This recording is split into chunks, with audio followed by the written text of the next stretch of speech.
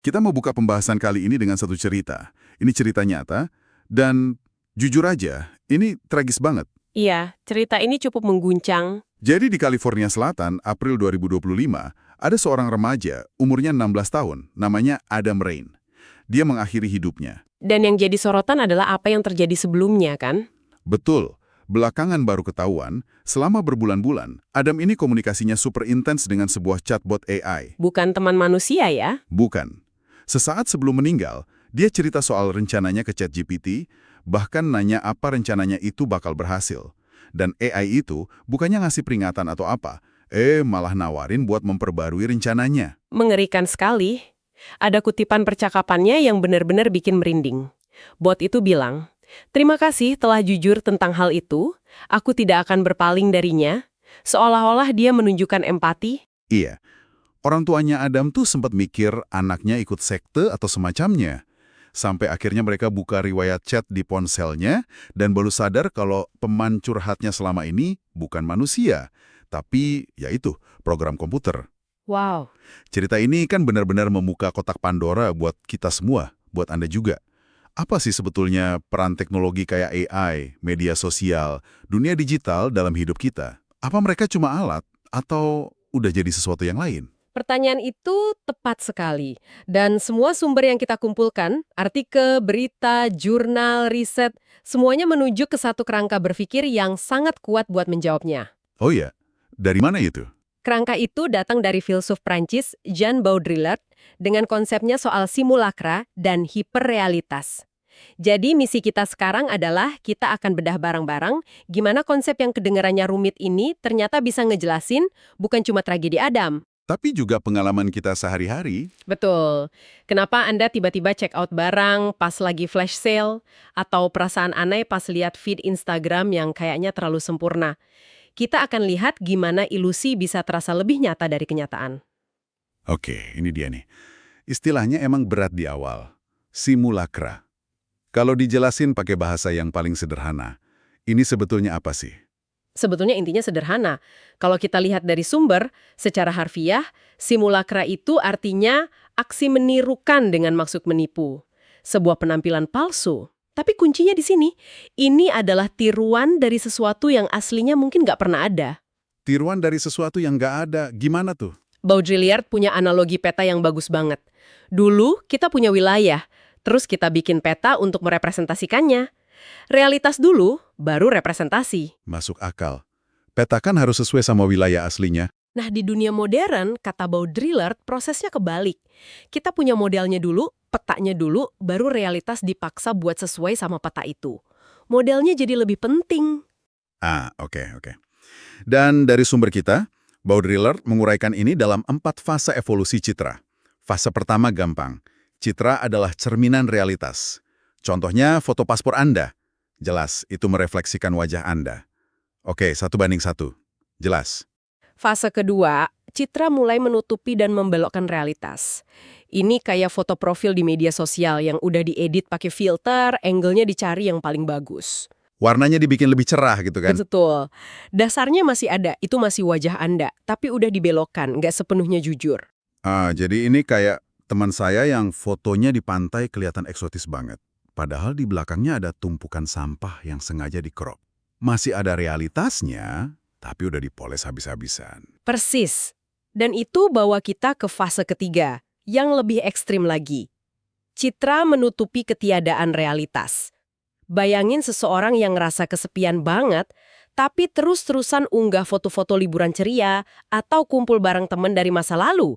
Padahal saat itu dia lagi sendirian di kamar. Tepat, citra kebahagiaan itu ditampilkan buat menutupi fakta bahwa nggak ada kebahagiaan yang nyata saat itu. Wow. Jadi citranya ada, tapi realitas yang direpresentasikannya itu kosong. Tepat sekali. Dan terakhir, fase keempat. Inilah simulakra murni. Citra udah nggak punya hubungan apapun dengan realitas. Dia nggak lagi merefleksikan, menutupi, atau menyembunyikan.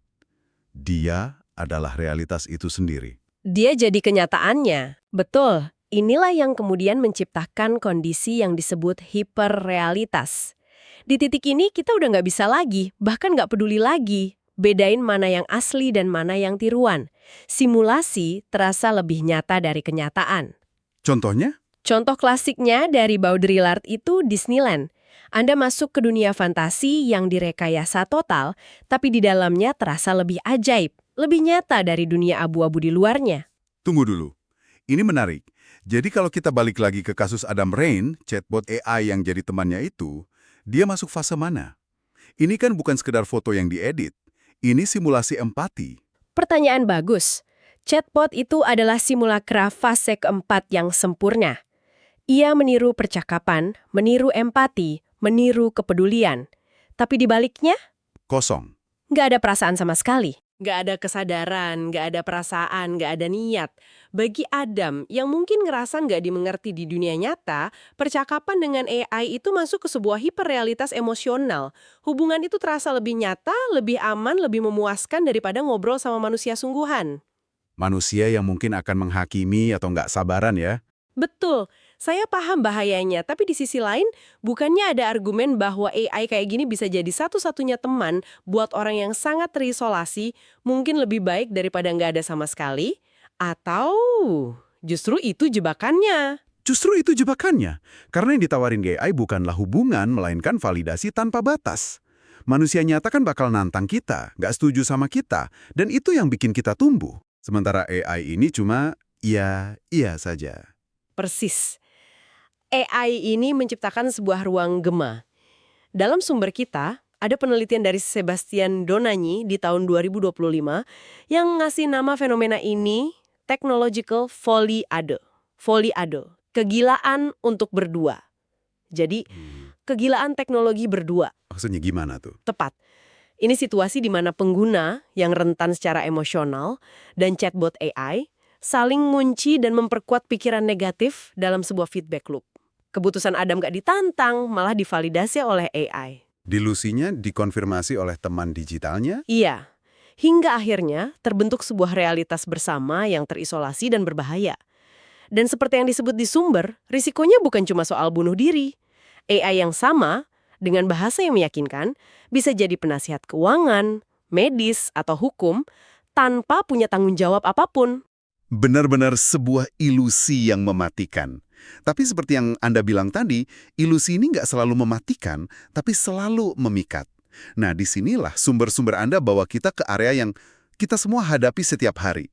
E-commerce, belanja online. Gimana konsep ini bisa nyambung ke sana? Karena e-commerce itu pasar hiper atau hypermarket versi modern. Sumber kita menguraikan daya pikatnya. Mudah, murah, dan menarik. Bisa diakses 24/7, bahkan pas sahur, seperti yang tertulis di salah satu artikel. Wah, iya.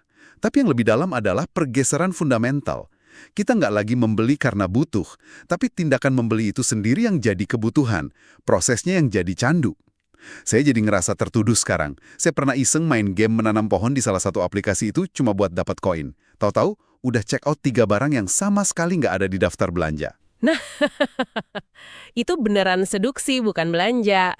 Itu contoh sempurna. Pengalaman Anda itu dirancang. Coba kita bedah mekanismenya dari sumber-sumber kita. Pertama, psikologi cashback. Ada tawaran cashback 200.000 untuk pembelian di atas 1 juta. Secara rasional, kita tetap keluar uang 800.000. Betul, tapi narasi yang diciptakan simulasi ini adalah Anda untung 200.000. Fokusnya dibelokkan dari pengeluaran menjadi keuntungan semu. Lalu ada urgensi palsu, flash sale yang waktunya cuma 10 menit. Rasanya ada tekanan buat langsung beli tanpa mikir, takut ketinggalan kesempatan emas. Betul, sumber menyebutnya no-brainer buying, pembelian tanpa otak. Dan itu diperkuat dengan gamifikasi, kayak pengalaman menanam pohon Anda tadi. Koin, poin, misi harian. Semua itu bikin Anda terus balik ke aplikasi, mengubahnya dari sekedar toko jadi arena bermain, seduksi yang sangat efektif. Pada akhirnya, semua promo ini, kata Baudrillard, adalah ujian. Ujian. Ya, tes. Anda dihadapkan pada pilihan biner. Ambil atau tidak. Nggak ada ruang buat pilihan ketiga, yaitu nanya ke diri sendiri, apa saya beneran butuh barang ini? Jawabannya udah disematkan di dalam pertanyaannya. Tentu saja ambil. Dan rasa butuh ini bukan cuma soal barang kan? Rasanya kita juga membeli citra diri. Saya jadi kepikiran, Ilusi yang sama persis terjadi setiap kali kita buka Instagram atau TikTok. Benar sekali. Kita kayak masuk ke pasar virtual lain yang isinya bukan barang, tapi versi ideal dari kehidupan orang lain. Transisi yang sangat mulus. Karena media sosial itu panggung utama simulakra di era kita. Setiap pengguna, sadar atau enggak, jadi produsen simbolik. Produsen simbolik. Perlu dicatat, ini bukan soal bohong total. Ini lebih halus, ini soal proses kurasi yang sangat selektif. Sumber kita mengidentifikasi beberapa langkahnya. Oke, prosesnya kayak apa? Pertama, hunting konten. Orang sengaja pergi ke kafe atau tempat wisata bukan buat nikmatin suasananya, tapi buat dapat materi foto atau video yang estetik atau hits. Tujuannya bukan lagi mengalami realitas, tapi menangkap citranya. Tepat. Fenomena datang, foto, pulang. Pengalamannya sendiri jadi nomor 2, yang penting kontennya dapat. Saya sering lihat itu. Persis. Langkah kedua, pemilihan dan editing. Dari puluhan foto, cuma satu yang terbaik yang dipilih. Terus dipoles lagi pakai filter, kontrasnya diatur, sampai seperti kata salah satu sumber, hasilnya jadi lebih cantik dari realitas yang sesungguhnya. Dan langkah terakhirnya? Membangun narasi, mengunggah citra kebahagiaan, kesuksesan, petualangan, yang mungkin menutupi kenyataan yang lebih rumit, lebih membosankan, atau bahkan penuh kegagalan. Dan ini jadi kuat banget di dunia influencer culture. Salah satu sumber kita kan ngebahas akun TikTok @tasyafarasya sebagai studi kasus. Di situ kelihatan jelas banget. Betul sekali. Influencer itu nggak cuma jual produk, mereka jual mimpi, sebuah paket gaya hidup. Pengikutnya beli produk kecantikan bukan semata-mata karena butuh lipstik baru. Tapi karena ada keinginan simbolis untuk meniru dan menjadi bagian dari realitas ideal yang ditampilkan oleh sang influencer. Tepat. Saya ingat ada kutipan komentar dari sumber itu yang kena banget. Pengen glowing kayak Kak Tasya. Itu kan nunjukin konsumsi simbolik yang luar biasa. Dia nggak bilang aku butuh pelembab, tapi aku ingin menjadi seperti dia. Dia mau beli citranya. Dan keinginan itulah yang didasari oleh apa yang disebut interaksi parasosial. Sebuah hubungan emosional yang terasa intim dan nyata, tapi sebetulnya semu dan satu arah. Merasa kenal, merasa dekat, padahal nggak pernah ketemu. Iya, pengikut merasa percaya pada sang influencer. Hubungan palsu inilah yang jadi mesin pendorong konsumsi paling efektif. Anda nggak beli dari toko, Anda beli dari teman. Ini adalah hiperrealitas dalam bentuknya yang paling personal dan komersial. Jujur ya, setelah dengar semua ini, mulai dari AI yang mematikan, sampai media sosial yang menciptakan mimpi, rasanya agak pesimis. Kayak kita semua ini kejebak dalam matriks raksasa yang nggak kelihatan. Iya. Jadi, kita harus gimana? Apa kita bisa melakukan sesuatu? Perasaan itu wajar sekali. Tapi penting buat diingat, pesan Baudrillard dan juga kesimpulan dari sumber-sumber ini bukanlah buat nolak teknologi dan balik ke gua. Itu nggak mungkin. Nggak realistis juga. Betul. Tujuannya adalah membangun kesadaran dan pemikiran kritis. Kita nggak bisa lari dari dunia ini, tapi kita bisa belajar menavigasinya dengan lebih bijak. Kita nggak bisa hancurin peta, tapi kita bisa terus ngingetin diri sendiri bahwa itu hanyalah peta, bukan wilayahnya. Lalu, langkah praktisnya seperti apa? Sumber berjudul AI sebagai simulakra nawarin 3 langkah konkret. Pertama, dan ini paling dasar, adalah literasi digital. Kita harus edukasi diri sendiri dan orang di sekitar kita, terutama generasi yang lebih muda. Bahwa semua ini bukan realitas. Betul, bahwa AI, algoritma, dan citra di media sosial itu bukan realitas. Mereka nggak punya perasaan, nggak punya kesadaran, nggak punya niat. Mereka cuma model simulasi yang canggih banget. Intinya, jangan naif. Oke, 1. Terus yang kedua, etika desain. Nah ini penting. Jadi tanggung jawabnya bukan cuma di pengguna, tapi juga di para pembuat teknologi. Benar, kita sebagai masyarakat perlu menuntut perusahaan teknologi buat masang safeguards atau pagar pengaman. Misalnya di kasus chatbot, harus ada sistem yang bisa deteksi percakapan berisiko bunuh diri atau self-harm. Dan langsung merujuk ke bantuan profesional. Tepat. Secara otomatis merujuk pengguna ke layanan krisis. Desainnya harus etis sejak awal. Dan yang terakhir, Yang ketiga, dan ini yang nggak akan lekang oleh waktu, adalah pendampingan manusia. Empati, perhatian, dan dukungan emosional dari manusia nyata. Keluarga, teman, profesional kesehatan mental, itu nggak akan pernah tergantikan. teknologi cuma pelengkap, bukan pengganti. Tepat. Teknologi bisa jadi pelengkap yang hebat, tapi tidak boleh jadi pengganti hubungan antar manusia yang otentik, yang kadang berantakan, tapi nyata. Nah, itu dia intinya. Kita sudah membedah gimana simulasi membentuk cara kita berinteraksi dengan AI, cara kita tergoda buat belanja, dan bahkan cara kita memandang diri sendiri dan orang lain. Semua ini saling berhubungan ya. Ya, semua sumber yang kita bahas ini secara kolektif nunjukin satu hal yang sama. Realitas yang kita alami sekarang makin merupakan hasil konstruksi, bukan sesuatu yang kita temukan begitu saja. Sebagai penutup, kami ingin meninggalkan satu pertanyaan untuk Anda renungkan. Ini pemikiran yang muncul dari semua yang udah kita diskusikan.